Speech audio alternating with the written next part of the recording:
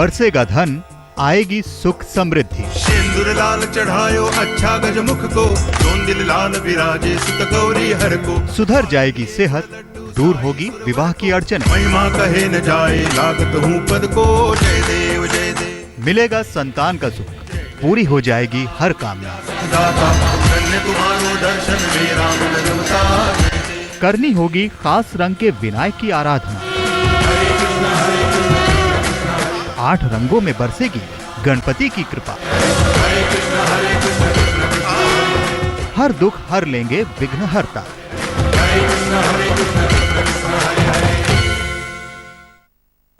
नमस्कार, मैं हूं नेहा बाथम और आज हम इस खास कार्यक्रम में आपको बताएंगे 8 रंगों में बरसती गणपति की कृपा।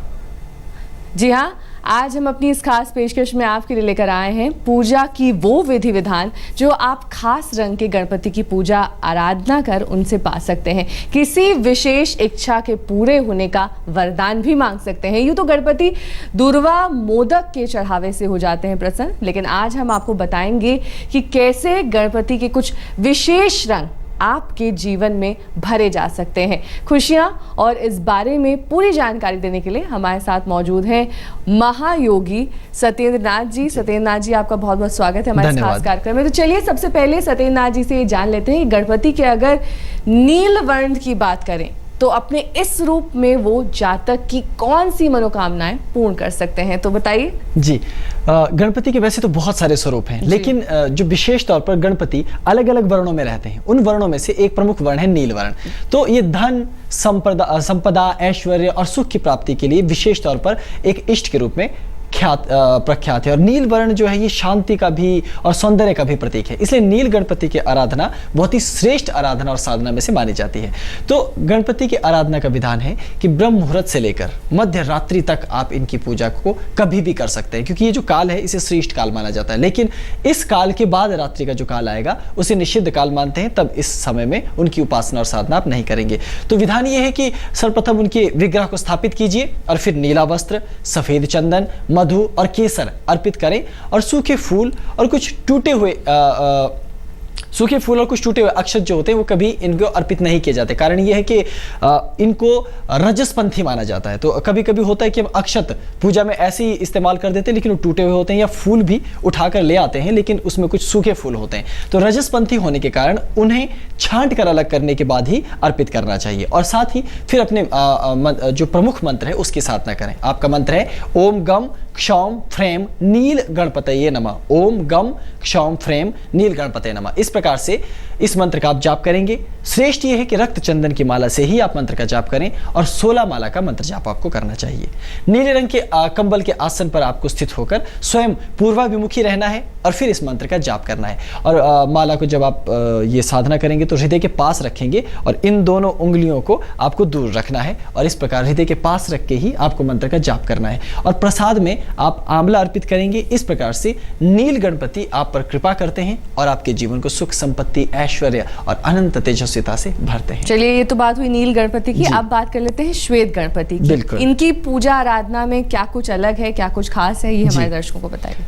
श्वेत गणपति भी जैसे कि नाम से ही विदित है कि इनका रंग सफेद है, तो इन्हें ऋण नाशक और शुभ लाभ की प्राप्ति के लिए श्वेत गणपति कहा गया है और इसी के लिए निमित्त इनकी साधना आराधना होती है। तो यदि इनका कोई चित्र अथवा विग्रह आप लाते हैं तो उसमें सफेद रंग के गणपति का ही विग्रह स्थापित करना चाहिए। तो इनकी साधना का समय भी ब्रह्म मुहूर्त के प्रथम पहर में, अर्थात रात्रि 3:30 बजे से लेकर 6:30 बजे तक के समय में, और संध्या में इनकी साधना का जो पूर्व संध्या का काल माना गया उसे श्रेष्ठ काल कहा जाता है, जैसे कि रात होने से पहले का प्रहर।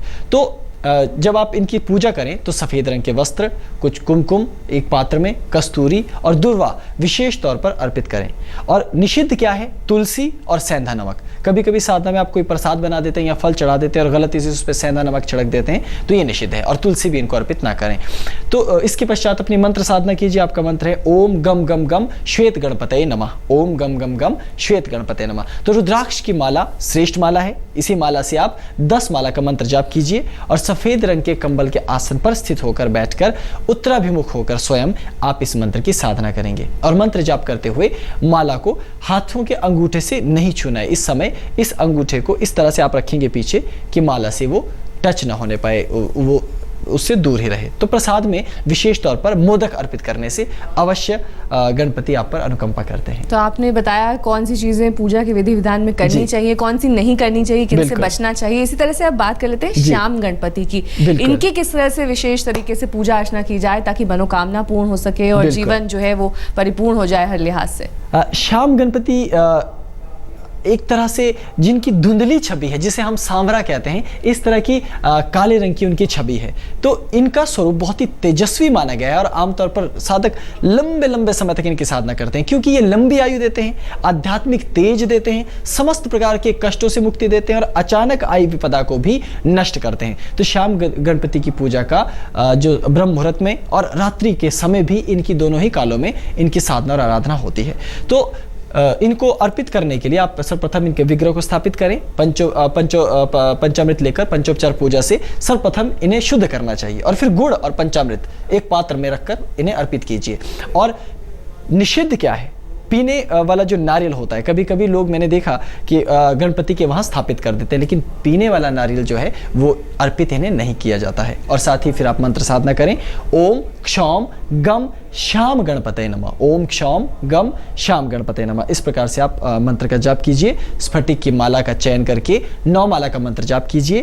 काले रंग के कंबल के आसन पर स्थित होकर बैठ जाएं और फिर उत्तराभिमुख अपना मुख आपको रखना है और क्रमशः मंत्र जाप अपना संपन्न कीजिए। और जब साधना संपन्न हो जाए तो आपको फिर बर्फी का प्रसाद देना है, लेकिन इस बात का ध्यान रखिए कि माला को गौमुखी से ढक कर रखना इस मंत्र की साधना के लिए अति अनिवार्य है। चलिए अब अगले गणपति जी की बात कर लेते हैं। पीत गणपति, ये किस तरह के गणपति हैं, इनके बारे में क्या खास है और जो लोग इनके बारे में नहीं जानते उनको ये बताइए कि इनकी पूजा अर्चना में क्या खास जी। है। पीत गणपति वैसे तो पीले रंग के पुष्पों से और हल्दी से इनका विग्रह बनता है।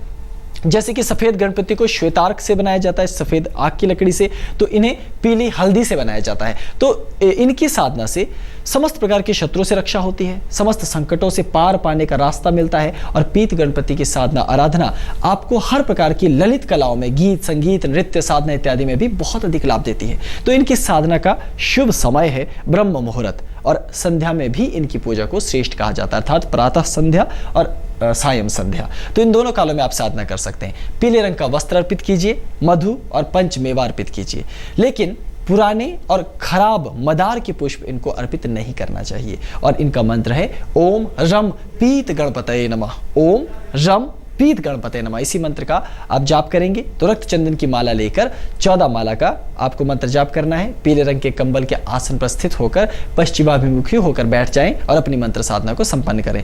मंत्र जाप करते हुए आप माला को कपड़े से ढककर रखें अथवा गौमुखी में ही रखें। और जब साधना संपन्न हो जाए तो फलों के छोटे छोटे टुकड़े कर काट कर फलों का प्रसाद अपने इष्ट को अर्पित करके अपनी प्रार्थना निवेदित करनी चाहिए। चलिए ये तो बात हो गई विशेष तरह के गणपति की। अब हरित गणपति की बात कर लेते हैं। उनकी पूजा का विधि विधान अगर आप दर्शकों को बता सकें, किस तरह से कौन सी चीजें करनी चाहिए, कौन सी चीजें नहीं करनी चाहिए, किन चीजों से बचना चाहिए ताकि गणपति रुष्ट ना हो। ठीक कहा आपने, बहुत ही सुंदर बात है ये। दरअसल हरित गणपति जीवन में समृद्धि और खुशहाली के भी प्रतीक हैं, हरियाली के भी प्रतीक हैं। उनका रंग भी हरा है, इसी कारण उनको हरित गणपति कहा जाता है। समस्त भयों का नाश करने वाले, समस्त नकारात्मक ऊर्जा का हरण करने वाले, तंत्र बाधा का नाश करने के लिए विशेष तौर पर हरित गणपति की साधना और पूजा का विधान है। ब्रह्म मुहूर्त और मध्य रात्रि में इनकी पूजा से विशेष फल प्राप्त होता है और यह श्रेष्ठ काल है। और हरे रंग के वस्त्र, नारियल और चंदन के लेप को विशेष तौर पर इनकी साधना में अपने इष्ट के लिए निमित्त अर्पित किया जाता है। रात के रानी के फूल और सूखे आंवले को निषिद्ध माना गया है, इसलिए ये आपको अर्पित नहीं करने चाहिए। और फिर मंत्र साधना ओम हम हरित गणपतये नमः, ओम हम हरित गणपतये नमः। रुद्राक्ष की माला से 13 माला का मंत्र जाप आप करें। हरे रंग के ही कंबल के आसन पर बैठकर स्थित होकर दक्षिणाभिमुखी होकर मंत्र का जाप करें और मंत्र जाप करते हुए माला को हृदय के निकट रखकर आपको मंत्र साधना संपन्न करनी है और पेठा आप प्रसाद रूप में अर्पित करें। 8 रंगों में किस तरह से गणपति की कृपा आप पर बरस सकती है, ये आज हमारे खास मेहमान आपको बता रहे हैं। अब रक्त गणपति की बात कर लेते हैं। इनकी पूजा का क्या विधि विधान है? गहरे रंग का जो लाल वस्त्र होता है, जिसे गाढ़ा रक्त वर्ण हम कहते हैं, उसी रंग में सिंदूर से, जो गाढ़ा सिंदूर होता है, उससे इनकी प्रतिमा का निर्माण किया जाता है। और ये राज्य सत्ता देने वाले, अपार यश देने वाले, समस्त सुख ऐश्वर्य प्रदान करने वाले इष्ट माने गए हैं। और जिन लोगों का सूर्य कमजोर होता है उसे प्रबल बनाने वाले ये इष्ट कहे जाते हैं। तो सुबह सूर्योदय के समय में इनकी पूजा का श्रेष्ठ काल माना जाता है। तो उसी समय इनकी साधना करनी चाहिए। लाल वस्त्र, मिष्ठान, लाल फूल और विशेष तौर पर अर्घ्य जिसमें कुमकुम मिला हुआ हो वो आपको अर्पित करना चाहिए। लेकिन निषिद्ध क्या है? भांग और पपीता कभी भी इनकी साधना में अर्पित नहीं करनी चाहिए। ये पूर्णतः वर्जित पदार्थ माने गए हैं। और इनका बीज मंत्र है ओम क्षौम। तो पूर्ण मंत्र है ओम क्षौम रम रक्त गणपतये नमः। ओम क्षौम रम रक्त गणपतये नमः। तो मूंगे की माला का आप चयन कीजिए। 16 माला का मंत्र जाप मूंगे की माला से कीजिए। लाल रंग के कंबल के आसन पर स्वयं उत्तराभिमुख होकर इस मंत्र का जाप आप करें। और मंत्र जाप करते हुए माला को कपड़े से अथवा गौमुखी से ढककर रखें। और प्रसाद में विशेष तौर पर आप खीर बनाकर अर्पित करें, जो कि आपकी तेजस्विता का प्रतीक है और गणपति आप पर अनुपम कृपा अवश्य बरसाएंगे। ये तो बात हुई रक्त गणपति की। अब बात करते हैं धूम्र गणपति। बिल्कुल। धूम्र गणपति जैसे कि धुएं का रंग मिश्रित वर्ण होता है, थोड़ा काला हल्का काला, तो धूम्र गणपति को व्यापार में लाभ देने वाला और पदोन्नति देने वाला माना गया है। और ये कहा जाता है कि इनका आसन भी धूम्र के ऊपर ही है, धुएं के ऊपर ये विराजमान होने वाले इष्ट के रूप में इनकी साधना की जाती है। पदोन्नति देने वाले, रोजगार देने वाले, विशेष तौर पर अनेकों प्रकार की सिद्धियां देने वाले भी ये कहे गए। तो ब्रह्म मुहूर्त और संध्या इनकी पूजा साधना का श्रेष्ठ काल है। तो धूम्र रंग का ही वस्त्र, पान और लाल पुष्प, केसर और इत्र इनको विशेष तौर पर अर्पित करना चाहिए। लेकिन अप्राकृतिक तरीके से जो फल पकाए जाते हैं आजकल, इन्हें वर्जित पदार्थ माना गया है। तो ऐसे फल नहीं चढ़ाने चाहिए। भले ही आप कच्चे फल लाकर चढ़ा दें, वो स्वीकार्य साधना में माने गए हैं। तो मंत्र है ओम क्षौम गम धूम्र गणपतये नमः। ओम क्षौम गम धूम्र गणपतये नमः। इसी मंत्र का आपको जाप करना है। तो स्फटिक की माला से 9 माला का आपको मंत्र जाप संपन्न करना है।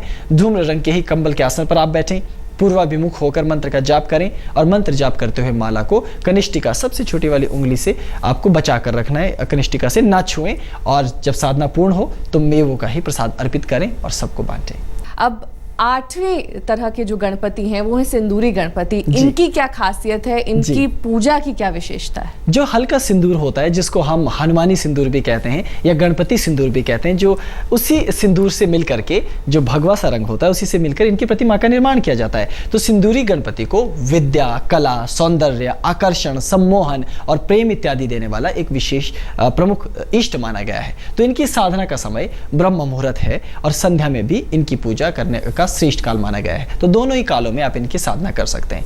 तो सिंदूरी लाल रंग जो होता है उसी रंग का वस्त्र और लाल पुष्पहार और रक्त चंदन आपको अर्पित करना है। और वर्जित है इमली और किसी भी प्रकार की जो मिट्टी के पात्र एक बार पहले इस्तेमाल कर दिए गए हों उनका आप पुनः साधना में प्रयोग नहीं करते हैं। और फिर आपका मंत्र है ओम क्षौम ह्रैम गम गणपतये नमः। ओम क्षौम ह्रैम गम गणपतये नमः। तो मूंगे की माला से 14 माला का आपको मंत्र का जाप करना है, लेकिन लाल रंग के कंबल के आसन पर स्थित होकर, और आप अपना मुख उत्तर दिशा की ओर रखें और इसी प्रकार से आप मंत्र जाप को संपन्न करें। लेकिन जब मंत्र साधना आप करेंगे तो गौमुखी में ही आप माला को रख करके कपड़े से ढककर ही मंत्र का जाप करेंगे। और जब साधना संपूर्ण हो जाए तो बर्फी का प्रसाद अर्पित करते हुए विशेष तौर पर क्षमा याचना करके अपनी साधना को भी गणपति के श्री चरणों में ही अर्पित कर देना चाहिए। तो यथाशीघ्र वो अपनी अनुकंपा से आपके जीवन में सुख, समृद्धि, सौंदर्य और प्रेम अवश्य लाते हैं। चलिए, बहुत बहुत शुक्रिया हमारे साथ इस खास कार्यक्रम में शामिल होने के लिए, क्योंकि बहुत ही अच्छे ढंग से आपने समझाया हमारे दर्शकों को कि 8 गणपति के स्वरूप होते हैं,